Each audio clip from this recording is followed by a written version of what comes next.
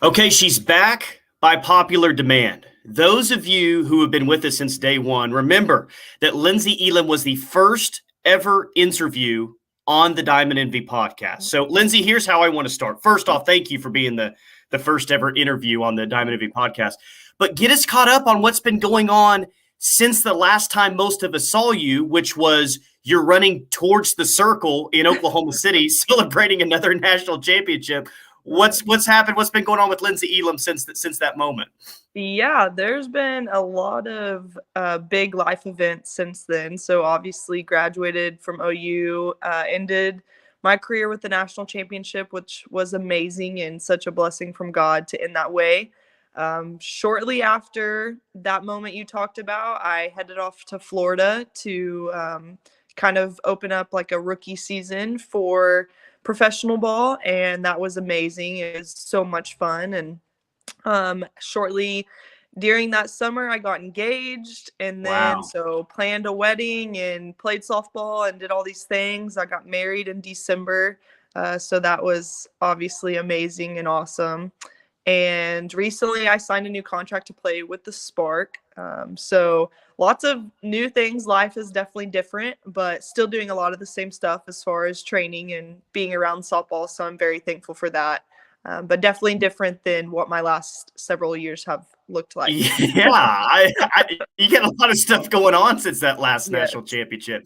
Well, first Yeah. off, congratulations on getting married. That's really cool. Very, very happy for you. Are we going to have Elam on the last name of the jersey for the Spark, or is it going to say like Elam Phillips or Phillips? What are we going with? Yeah, so my jersey will say Elam, but I am changing my last name to Phillips. But softball wise, it'll kind of either be Elam dash Phillips. But yeah, so Are you still going to be wearing number 22 with the Spark? Did you claim that one yes, sir. already? Yes, Okay. I asked that super early. I'm sure you did. Yeah. So it probably wasn't as weird, maybe, because you had so many things going on. You're still playing softball, but when OU opened up the season this year out in California, what did that feel like for you? Because for the first time in a long time, you weren't in an OU uniform with the team. What was that like? Right. I will have to say it was super weird not getting to be there, obviously in person. I have tried to keep up with the team and talking to the girls and coach quite a bit. So part of me is kind of like, okay, well you're still, you're still kind of in a little bit.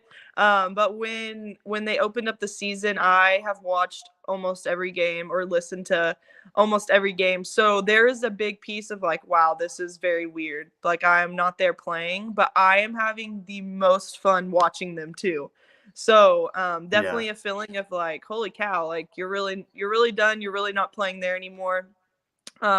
Obviously getting to watch them cheer and hitting home runs and doing all the things. It's like, wow, like, kind of a surreal moment, but I think I'm getting so much joy out of still getting to keep up with them and watch them that it's kind of covering up some of the like, oh gosh, like you're really done feelings.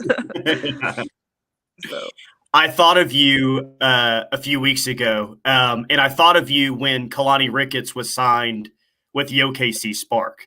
I thought of Kalani initially, and then I thought of you because I don't know this for sure, but I'm going to guess growing up in Chickasha, in junior high and high school, you were following OU softball and probably a big fan of a lot of those players for OU softball at the time. So I thought of you because I said, well, how cool is that? Because I'm going to guess that Lynnsie was watching OU softball and watching Kalani Ricketts, and now she gets to catch Kalani Ricketts at the professional level. Like, am I right about that? Were you watching OU softball during that time? And how cool is that to now be, catching someone that you probably grew up watching? No, absolutely. I was in love with OU softball, growing up. OU sports in general.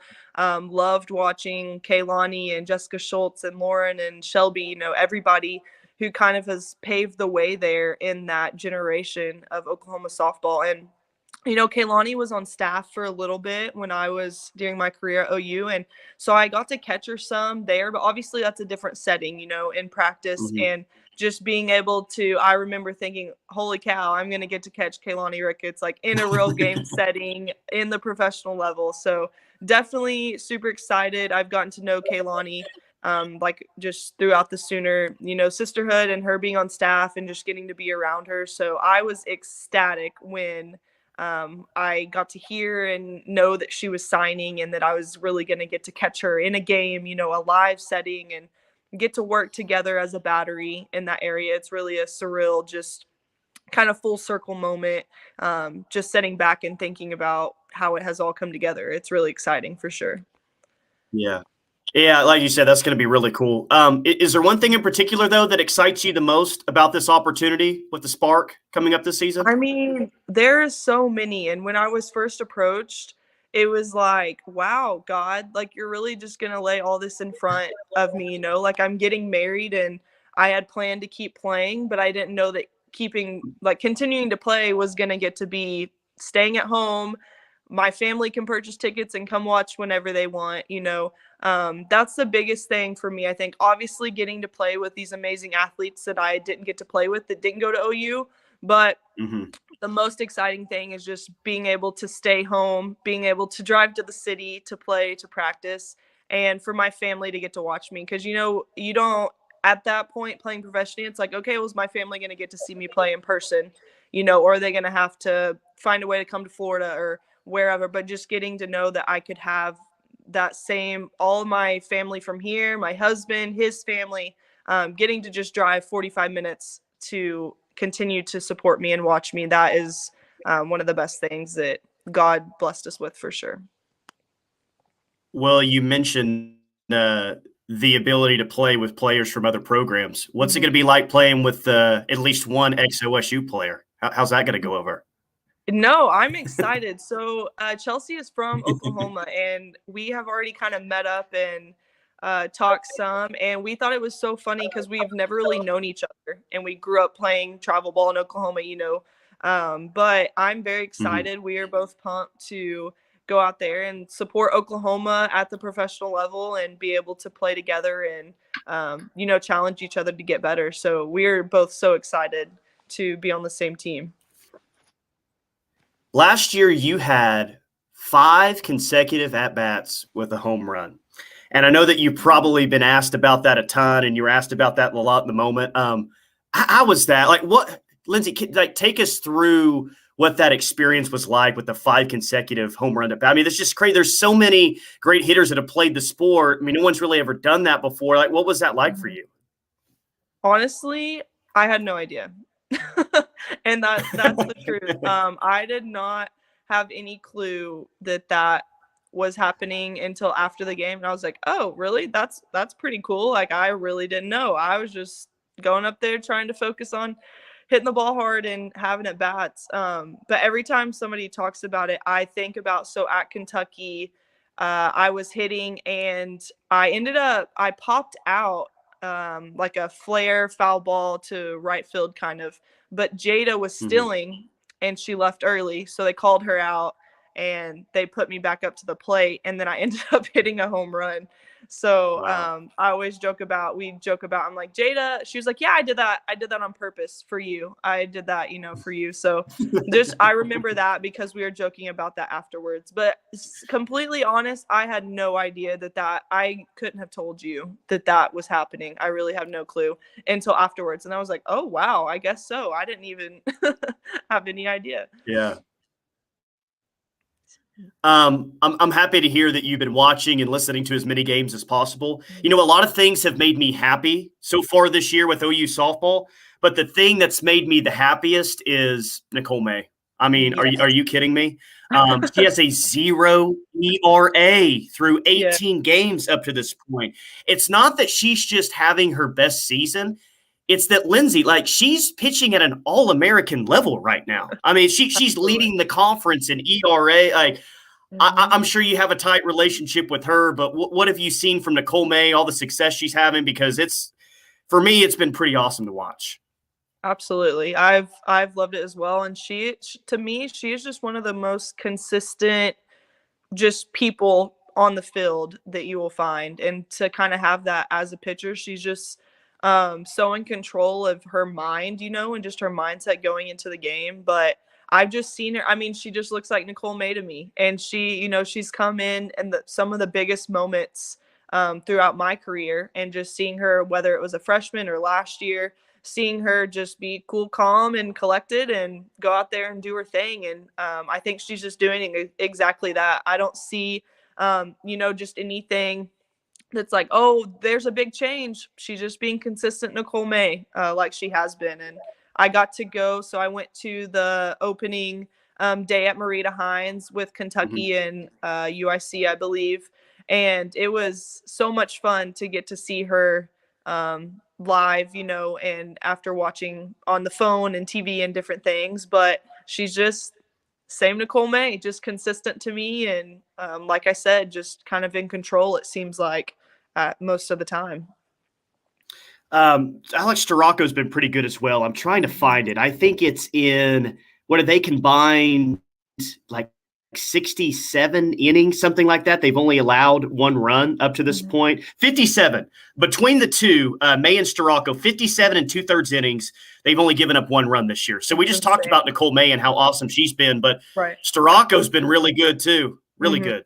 She has been. I mean, it's been so much fun to watch. Anytime, she did great at Michigan her whole career there, and then to get to see her come here. And, I obviously know Coach Rocha and, know how she can make pitchers just a little bit better after they're already so good. But watching her has been so much fun. And I actually got to see her throw a little bit this last summer, and I was so excited for her to come to OU just after that little glimpse of seeing that. And just knowing how helpful she'll be with the pitching staff and how deep they'll be with adding her to the staff. It's great to see them firing on all cylinders right now in the circle for sure. Have you ever played with anyone like Jordy Ball? And what I mean by that is just stomping around in the circle and with the constant energy she has, because it feels like it's very unique. Yeah, no, I have never played with anybody quite like Jordy Ball, but I will have to say she is one of my favorite people to just be around. She's one of the most intense, but also loving, and she full circles everything you could almost think about to some of the extremes. But I have it, but I absolutely love it. I still love watching her out there and just staring people down and yeah. What are your thoughts just overall about this team? We talked about in the circle, but what do you think offensively, defensively? I mean, this team is on a really nice run since that Baylor loss. They've responded well, but what have you just seen overall from this team? No, I am super excited. Everybody always is asking, do you think they'll win? All those questions. And it's, you go through the season, every year is a new team, whether you lose a lot of people or just, lose a few, but every year is a new team regardless of that. And just trying to figure out how each other work, trying to figure out your role and be good in that specific role, whatever it is. But I'm very excited. The bats are strong. And as the season goes, it'll continue to get stronger. I fully believe that. Like we talked about the pitching circle, you see 3 different people catching, which is amazing. People playing everywhere. I saw Brito just hose somebody at third base from center field. I'm like, why is Liz in center field? But of course she's going to do great. And, just everybody moving all over the place. And that's just a testament to just the athletes on that team right now, and just the versatility and being able to move around and just do the job wherever you're at. I think it's so cool, and they are just stacked with athletes and just have so many different areas that can move around, or so-and-so can hit here or do this or play here. It's just exciting to see the depth of that team right now. I just think of your career at OU and just like how special of a time that was. I mean, you got the championship, sure, you got all the rings, but I'm sure you've got relationships that are going to last a lifetime. You got to play with the GOAT. I mean, you had just so many memorable moments. But if I were to ask you, like, what are you most proud of from your time in Norman and time with OU softball? Does anything immediately come to mind with that? Absolutely. Everybody always asks that. And, most people would think that the championships or, like you're saying, those different things. But the thing that I look back at the most and just makes my heart smile so much is throughout my career there were so many girls that got saved and trusted in Christ and got baptized, and just the relationships being built and growing our faith side by side, having locker room talks about different parts of the Bible and just trying to learn together. And going to church together, doing Bible studies on the road together, Bible studies at home. Those are things that is my top. Just, I absolutely am so blessed and so amazing for those things to happen and be able to witness it and just get to grow, like I said, in my faith, and hopefully help others grow and others help me grow throughout that time. That is something that I will never, ever, ever forget until I die. So, is there one of those instances though that stands out above the rest? Like, for instance, Destiny Martinez, she was on the podcast last season, and I believe she told me she got baptized in Patty's pool one time. yes. I feel like Patty said this season that someone got baptized in a hotel pool. So it's kind of a wherever, whenever situation. Did you experience like one of those during your time at OU? Definitely. Several of them. Many in Coach Gasso's pool, a couple in some hotel pools, because, we have girls typically a lot from California. So it would either be hopefully a weekend that their parents were in town in Norman and we would go to Coach's pool, or if they were at games, and whether it was Palm Springs or Irvine or wherever we were, maybe that hotel pool. But yeah, like we said, it doesn't matter, it's the faith in Jesus and then that obedience of getting baptized. But definitely so many memories of being surrounded at Coach Gasso's house and around her pool, and Poppy baptizing somebody, or Grace Lyons being out there. It didn't matter who it was, and typically the girls would kind of share their testimony or have somebody read it, and they're just so special moments. And that's stuff that like I said, I will never forget, and that left such a place in my heart that's my favorite moment of my whole career. Those moments right there, each time. Last thing I have for you. So, started the podcast last year, and year one, it was, okay, well, we're going to have an official favorite player on the team every single year.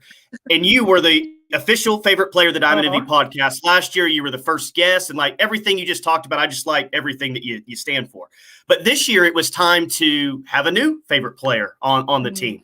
I want you to tell me what you think about my selection. The official favorite player of this podcast is Riley Boone. Oh, yeah. That girl, her heart, I cannot explain how big her heart is. And she is going to work hard, and she is going to do all these things, and she's going to be your biggest hype man. But the girl's going to question and ask and learn about the Bible and about Jesus. And she is on fire. And she brings so much joy. Just looking at her, she'll make you smile, and just so happy to be her teammate. And she's hilarious all at the same time. Yeah.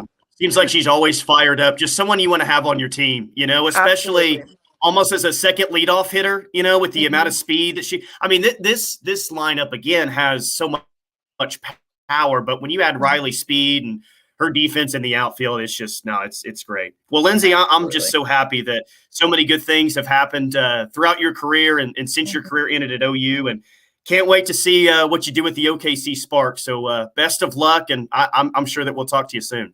Yes. Well, thank you so much for having me on again. I enjoyed it just like the first time. So it was good to talk to you again. There you go. So.